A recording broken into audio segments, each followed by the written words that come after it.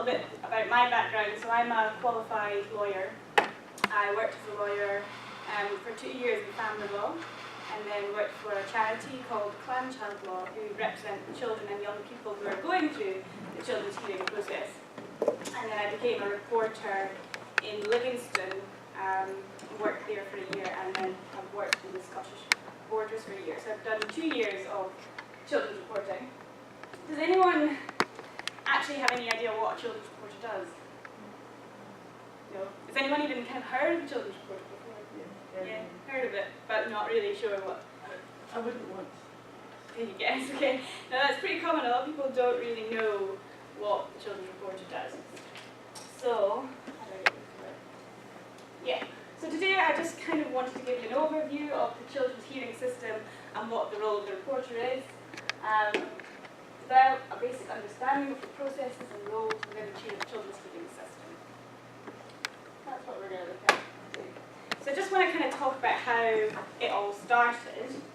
And the children's hearing system was a result of a growing belief in the late 1950s, early 1960s, that change was required in the way that society was dealing with children and young people whose behaviour was becoming concerning. So children and young people who were becoming involved in offending was the primary concern. So in 1960 there was a committee established, which was chaired by Lord Kilbrandon, so that's where the name comes from. And that committee was appointed to look at the existing system of the juvenile courts and how they dealt with youth offending, and to look at what better solution there was to tackle the behaviour of young people and their offending. So they were also looking at children in the family courts and concerns about child protection, and they actually recognised that children who are involved in offending often have the similar kind of background, similar concerns as children who perhaps have been neglected or abused when they're younger.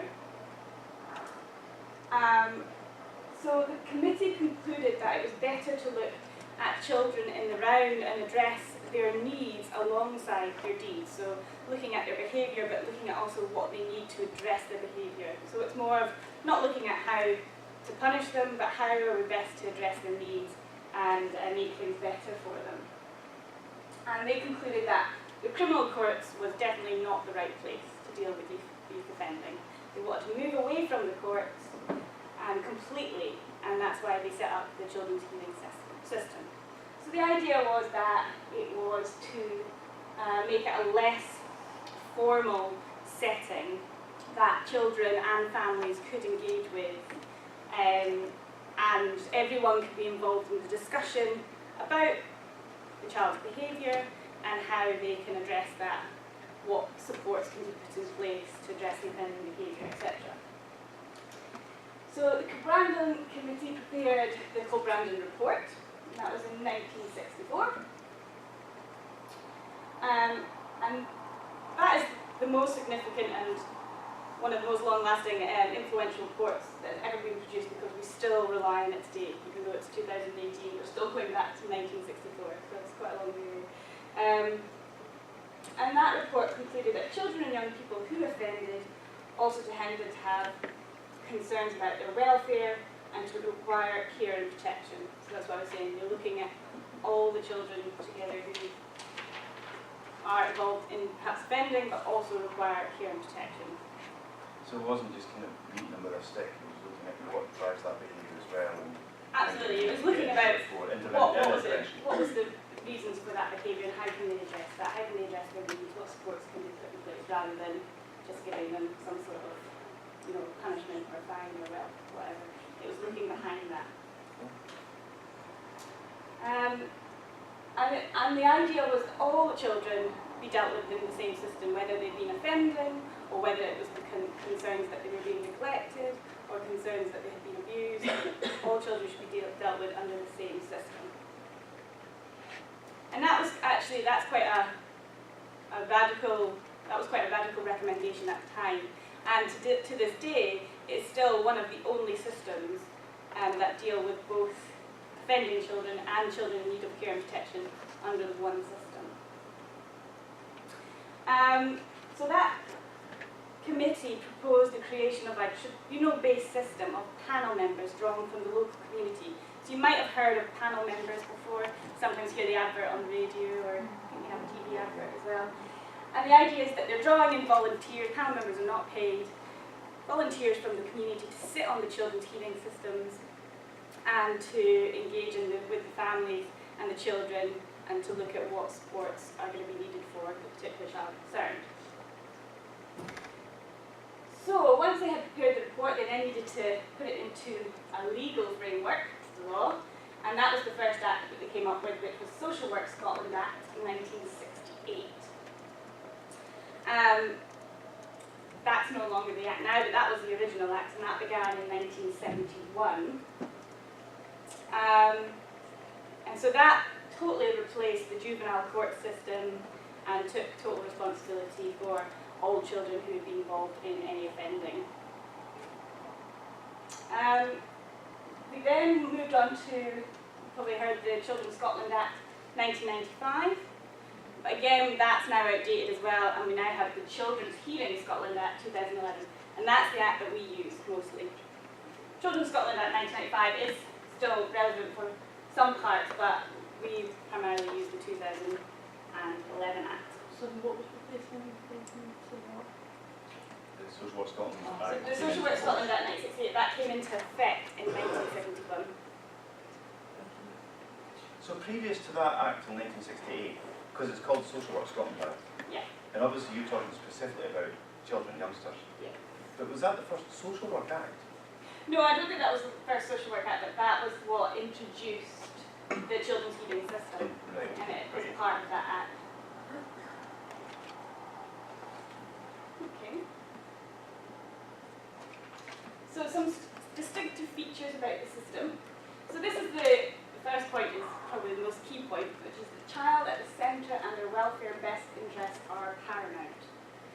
So again, it's kind of focusing, we're not focusing on deeds, we're not saying you've offended, we're going to give you some form of punishment. It's about what is in their best interests, how can we promote their welfare. And that's the underlying philosophy of the system. And panel members, when they're making their decision about what measures to put in place, what supports to put in place, that is their paramount consideration. They must decide what they think is in the best interest of the child. However, the way in which we understand what's in the best interest of the child has changed over time. As you can imagine, 1964 is very different to 2018. So that has, the kind of the way in which we assess what's in the child's best interest has certainly changed, but the underlying philosophy has stayed the same. And a key change from 1964 is the introduction of human rights. And that has really affected how the children's hearing system works, but I'll come on to that a little bit later. So another distinctive feature is that it's a single integrated system dealing with offending and child protection. And that's what I've been talking about before, it's that dealing with both kind of categories of children. Children who are offending and children who are in need of protection. But interestingly, the whole system was actually introduced to deal primarily with offending behaviour. And we also have the third distinct feature, it's separation of fact-finding from disposal. Now, there was a Lord Hope, and he commented on this particular distinctive feature. And what he said is that there's a fundamental conflict between legal finding of fact and disposal. And what that means is a legal finding of fact is determining what is the truth, whether that's fact or so in a court you're trying to find out if someone's guilty, or in a civil case you're trying to find out if something has been proved. But what the children's hearing system is designed to do is disposal. They're trying to figure out what is the best outcome for this child, what supports can be put in place. But it was acknowledged that the children's hearing system probably wasn't the best place to do any fact finding and to get to the truth of some certain matters, but it was the of how we're going to deal, or how we're going to best support this child.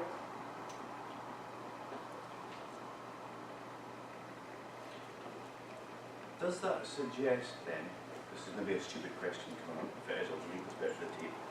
Does that suggest then that they feel there is a clear correlation between youngsters who are offending and any, let's just say, abuse, but any kind of family situations like that kind of behind them? Is there like a connection? Yes, absolutely. And what they're saying there is, you know what, okay, fair enough, this child is offended, or this person's in this thing, that's happening, but what we're going to deal with is, why is it happening, and how can we make it better so it doesn't happen again? That's exactly it, yes. Right. So they're looking at why is this happening, but before you get to that question of why this is happening, you do have to in fact prove that something has happened. So if, for instance, a young person has been charged with an offence, we still have to prove that that has happened. If they are denying the offence, and that is still left to the court to decide, and I'll come on to how that fits in with the children's legal system. But it will be, once that bit has been resolved, it will then be for the children's hearing system to look at how to deal with it. Yeah. So the bog gets rolling with a criminal act or serious concern from like the third party. So the holistic approach where you look at like everything like poverty, the child's attendance at school, you know, are their educational needs being met, their cognitive, you know. Yep, absolutely, and I will come on to that because that's when the reporter receives the referral. Right. So the reporter will receive the information and then they have to assess, like I said, all those things and take a holistic approach. And I'll come on to how the reporter deals with that referral in a sec. You've got to find that something's happened first. Does that mean it's two different suppose you can say court cases are linked? Sorry? If you've got to find facts first. Mm-hmm. I don't know the word. The two are linked, so Yeah. So you have to do one case before you can look at school. yeah. Does that mean? Yeah, absolutely. So you have to, in many cases, if the family or the child are disputing the facts, if they say, well, that's not true, I never offended on that date, or that's not true, you know, it will then have to go to a court to determine whether those facts are true. And only once the court has established that those facts are true can it go back to the children's hearing system to determine how to dispose of the case, what supports, if any, to put in place. Does that make sense?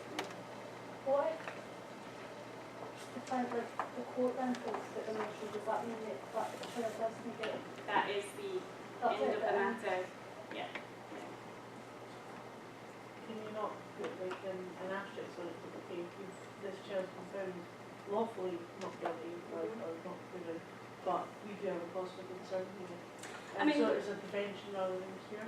Social work can still become involved, but the children's hearing system can't become involved, so we can't put any legal orders in place. Social work can be involved on a voluntary basis, but if the court finds that the facts are not true, that would be the end of the case, and the children's hearing system, there would be no children's hearing. So have you got more clout than social services? So social services, what the children's hearing system does is they can put a legal order in place that says, so often that might be that the legal order might state that a child has to be in foster care, or that a child has to be in secure accommodation, or that the local authority have to provide appropriate support and guidance to the child at home. So there are various different measures that can be put on a legal order. But the difference between social work working with a family on a voluntary basis is that it's voluntary, Yeah.